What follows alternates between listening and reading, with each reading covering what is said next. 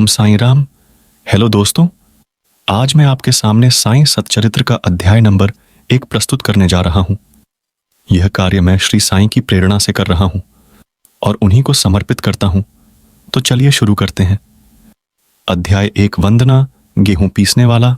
एक अद्भुत संत, गेहूं पीसने की कथा तथा उसका तात्पर्य। पुरातन पद्धति के अनुसार श्री हेमाड़पंत श्री साईं सतचरित्र का आरंभ वंदना द्वारा करते हैं। प्रथम श्री गणेश को साष्टांग नमन करते हैं, जो कार्य को निर्विघ्न समाप्त कर उसको यशस्वी बनाते हैं, और कहते हैं कि श्री साईं ही गणपति है। फिर भगवती सरस्वती को, जिन्होंने काव्य रचने की प्रेरणा दी, और कहते हैं कि श्री साई भगवती से भिन्न नहीं है, जो कि स्वयं ही अपना जीवन संगीत बयान कर रहे हैं। फिर ब्रह्मा, विष्णु और महेश, जो क्रमशः उत्पत्ति, स्थिति और संहार करता है, और कहते हैं कि श्री साई और वे अभिन्न है। वह स्वयं ही गुरु बनकर भवसागर से पार उतार देंगे। फिर अपने कुलदेवता श्री नारायण आदिनाथ की वंदना करते हैं, जो कि कोकण में प्रकट हुए। कोकण वह भूमि है जिसे श्री परशुराम जी ने समुद्र से निकालकर स्थापित किया था। तत्पश्चात वे अपने कुल के आदि पुरुषों को नमन करते हैं। फिर श्री भारद्वाज मुनि को, जिनके गोत्र में उनका जन्म हुआ। पश्चात उन ऋषियों को, जैसे याज्ञवल्क्य के भृगु पाराशर, नारद वेद व्यास, सनक सनंदन सनत कुमार, शुक शौनक विश्वामित्र, वशिष्ठ वामदेव, जैमिनी, वैशंपायन, नवयोगेंद्र इत्यादि तथा आधुनिक संत जैसे निवृत्ति ज्ञानदेव, सोपान मुक्ताबाई, जनार्दन एकनाथ नामदेव, तुकाराम, कान्हा, नरहरि आदि को नमन करते हैं। फिर अपने पितामह सदाशिव, पिता रघुनाथ और माता को, जो उनके बचपन में ही गत हो गई थी। फिर अपनी चाची को, जिन्होंने उनका भरण पोषण किया, और अपने प्रिय भ्राता को नमन करते हैं। फिर पाठकों को नमन करते हैं, जिनसे उनकी प्रार्थना है कि वे एकाग्रचित होकर कथामृत का पान करें। अंत में श्री सच्चिदानंद सद्गुरु श्री साईनाथ महाराज को, जो कि श्री दत्तात्रेय के अवतार और उनके आश्रयदाता है, और जो ब्रह्म सत्य जग मिथ्या का बोध कराकर समस्त प्राणियों में एक ही ब्रह्म की व्याप्ति की अनुभूति कराते हैं। सर्व श्री पाराशर, व्यास और शांडिल्य आदि के समान भक्ति के प्रकारों का संक्षेप में वर्णन कर अब ग्रंथकार महोदय निम्नलिखित कथा प्रारंभ करते हैं। गेहूं पीसने की कथा। सन 1910 में मैं एक दिन प्रातःकाल श्री साईं बाबा के दर्शनार्थ मस्जिद में गया। वहां का विचित्र दृश्य देख मेरे आश्चर्य का ठिकाना न रहा कि साईं बाबा मुंह हाथ धोने के पश्चात चक्की पीसने की तैयारी करने लगे। उन्होंने फर्श पर एक टाट का टुकड़ा बिछा, उस पर हाथ से पीसने वाली चक्की रखी। उन्होंने कुछ गेहूं डालकर पीसना आरंभ कर दिया। मैं सोचने लगा कि बाबा के चक्की पीसने से क्या लाभ है। उनके पास तो कोई है भी नहीं, और वे अपना निर्वाह भी भिक्षावृत्ति द्वारा ही करते हैं। इस घटना के समय वहां उपस्थित अन्य व्यक्तियों की भी ऐसी ही धारणा थी, परंतु उनसे पूछने का साहस किसे था। बाबा के चक्की पीसने का समाचार शीघ्र ही सारे गांव में फैल गया, और उनकी यह विचित्र लीला देखने हेतु तत्काल ही नर नारियों की भीड़ मस्जिद की ओर दौड़ पड़ी। उनमें से 4 निडर स्त्रियां भीड़ को चीरती हुई ऊपर आई, और बाबा को बलपूर्वक वहां से हटाकर उनके हाथ से चक्की का खूंटा छीनकर तथा उनकी लीलाओं का गायन करते हुए उन्होंने गेहूं पीसना प्रारंभ कर दिया।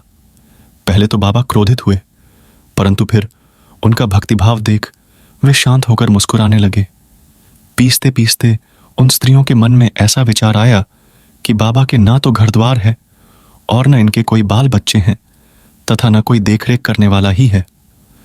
वह स्वयं भिक्षावृत्ति द्वारा ही अपना निर्वाह करते हैं, अतः उन्हें भोजन आदि के लिए आटे की आवश्यकता ही क्या है। बाबा तो परम दयालु है, हो सकता है कि यह आटा वे हम सब लोगों में ही वितरण कर दे। इन्हीं विचारों में मग्न रहकर गीत गाते गाते ही उन्होंने सारा आटा पीस डाला। तब उन्होंने चक्की को हटाकर आटे का 4 समान भागों में विभक्त कर लिया, और अपना अपना भाग लेकर वहां से जाने को उद्यत हुई। अभी तक शांत मुद्रा में निमग्न बाबा तत्क्षण ही क्रोधित हो उठे और उन्हें अपशब्द कहने लगे। स्त्रियों, क्या तुम पागल हो गई हो? तुम किसके बाप का माल हड़पकर ले जा रही हो? क्या कोई कर्जदार का माल है जो इतनी आसानी से उठाकर लिए जा रही हो? अच्छा, अब एक काम करो कि इस आटे को ले जाकर गांव की सीमा पर बिखेराओ। मैंने शिरडी वासियों से प्रश्न किया कि जो कुछ बाबा ने अभी किया है उसका यथार्थ में क्या तात्पर्य है। उन्होंने मुझे बतलाया कि गांव में हैजा का जोरों से प्रकोप है और उसके निवारणार्थ ही बाबा का यह उपचार है। अभी जो कुछ आपने पीसते देखा था वह गेहूं नहीं वरन हैजा था, जो पीसकर नष्ट कर दिया गया है। इस घटना के पश्चात सचमुच हैजा की संक्रामकता शांत हो गई और ग्रामवासी सुखी हो गए। यह जानकर मेरी प्रसन्नता का पारावार न रहा। मेरा कौतूहल जागृत हो गया। मैं स्वयं से प्रश्न करने लगा कि आटे और हैजा रोग का भौतिक तथा पारस्परिक क्या संबंध है। इसका सूत्र कैसे ज्ञात हो। घटना बुद्धिगम्य सी प्रतीत नहीं होती। अपने हृदय की संतुष्टि के हेतु इस मधुर लीला का मुझे 4 शब्दों में महत्व अवश्य प्रकट करना चाहिए। लीला पर चिंतन करते हुए मेरा हृदय प्रफुल्लित हो उठा और इस प्रकार बाबा का जीवन चरित्र लिखने के लिए मुझे प्रेरणा मिली। यह तो सब लोगों को विदित ही है कि यह कार्य बाबा की कृपा और शुभ आशीर्वाद से सफलतापूर्वक संपन्न हो गया। आटा पीसने का तात्पर्य। शिरडी वासियों ने इस आटा पीसने की घटना का जो अर्थ लगाया वह तो प्राय ठीक ही है, परंतु उसके अतिरिक्त मेरे विचार से कोई अन्य अर्थ भी है।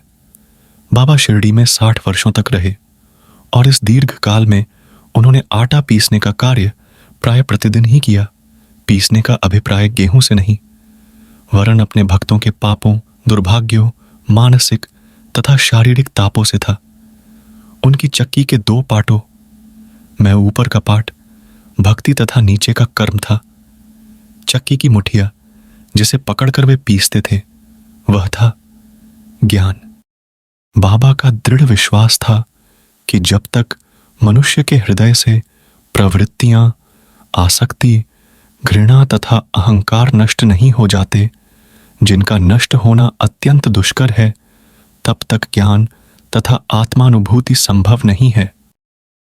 यह घटना कबीरदास जी की इसके तदनुरूप घटना की स्मृति दिलाती है।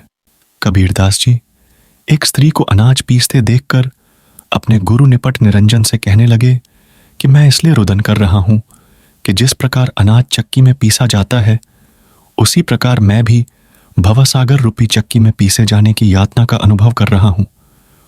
उनके गुरु ने उत्तर दिया कि घबराओ नहीं, चक्की के केंद्र में जो ज्ञान रूपी दंड है उसी को दृढ़ता से पकड़ लो। जिस प्रकार तुम मुझे करते देख रहे हो उससे दूर मत जाओ, बस केंद्र की ओर ही अग्रसर होते जाओ और तब यह निश्चित है कि तुम इस भवसागर रूपी चक्की से अवश्य ही बच जाओगे।